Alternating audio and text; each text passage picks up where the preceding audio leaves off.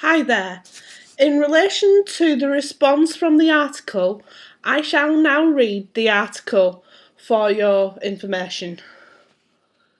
In 2009, as I was reporting on the Great Recession that was digging its claws into America's economy, I noticed something odd. Zombie movies, which had been extremely popular during the height of the early 2000s economic boom, seemed to be receding in popularity. At the same time, an increasing number of vampire movies were coming out. This was not a new trend. In recent decades, the popularities of zombies often surged during boom times, while vampires were sometimes more popular during recessions.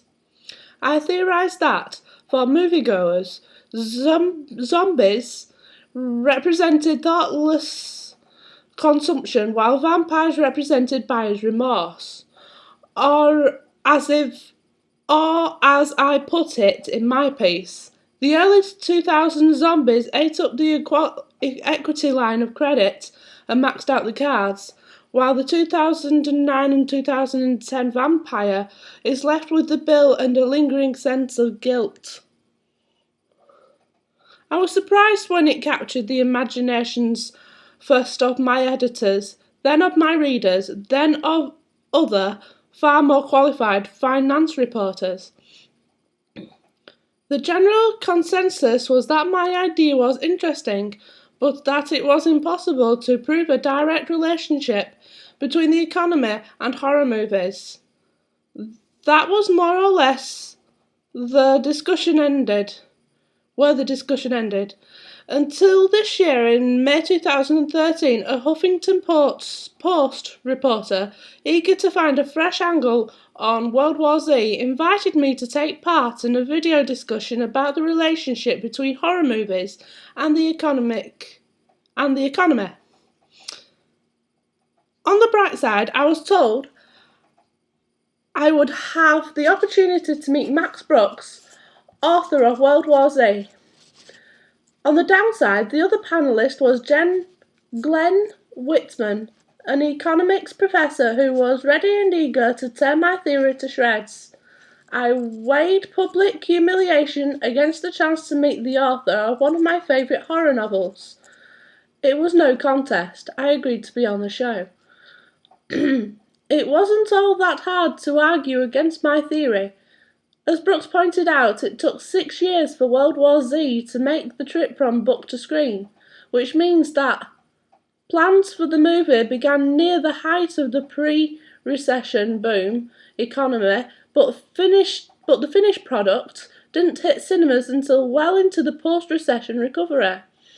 My interesting theory that movies surge and recede with economy cycles quickly bumped heads with the very unfortunate truth about the realities of movie production. There's still the fact that during the pre-recession boom, zombies did better than vampires. And during the recession itself, zombie movies dropped off while vampire movies surged. The first big spate of zombie movies in the mid-1980s dovetailed with the mid-1980s economic surge, while the rush of the early 2000s vampires movies managed to hit at about the same time as the early 2000s recession. As any good economist will attest, all of this could be tacked up to coincidence. While I'd argue monster cycles and economic cycles are linked, zombies and vamps are at best an imprecise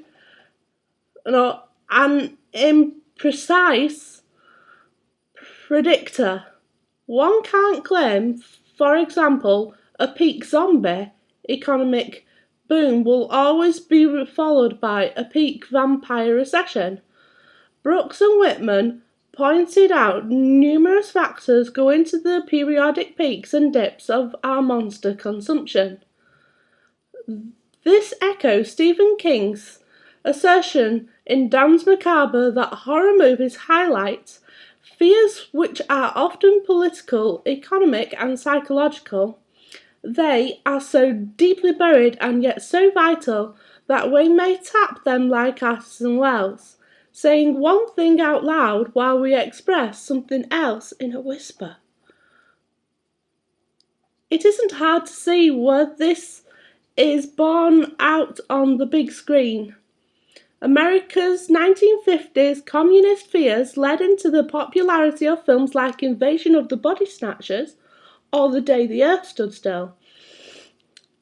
Just as worries about the sexual revolution informed the spate of late 1970s slasher flicks. In this context, Romero's Night of the Living Dead says a lot more about America's countercultural fears and civil rights struggles than the economic policies of Lyndon Johnson. While Dawn of the Dead comments on consumption, it does take place in a mall. It doesn't necessarily have anything to say about America's larger economy, but if we're going to admit horror films find audiences because they tap into cultural fears, we also have to acknowledge some of these fears are economic. Nowadays, neither vampires nor zombies seem to be doing all that well. Granted, The Walking Dead continues to draw audiences, and there's a new Dracula adaptation hitting television screens this fall, but compared with the spate of vamps and zombies that filled cinemas not long ago, these are anemic offerings indeed. Then again, one could argue that neither metaphorical monster really fits current economic trends. After all, for most Americans, the mindless consumption of the mid-2000s is a distant memory, and though the vampiric guilt has faded, the credit ratings have not yet rebounded. So what's the perfect metaphor for a depressed, resentful economy that is hobbling along, trying to survive under the long shadow of a financial curse that seems unrelentingly awful? My money is on ghost movies. And this was done by Bruce Watson, which explains the monster boom and bust from The Big Issue. What do you think? Talking to everyone now, because everyone is part of society. And I thought my response to this article was quite interesting view on it. So, what do you think? In relation to my response, comment and see where we can take this. Thank you for watching.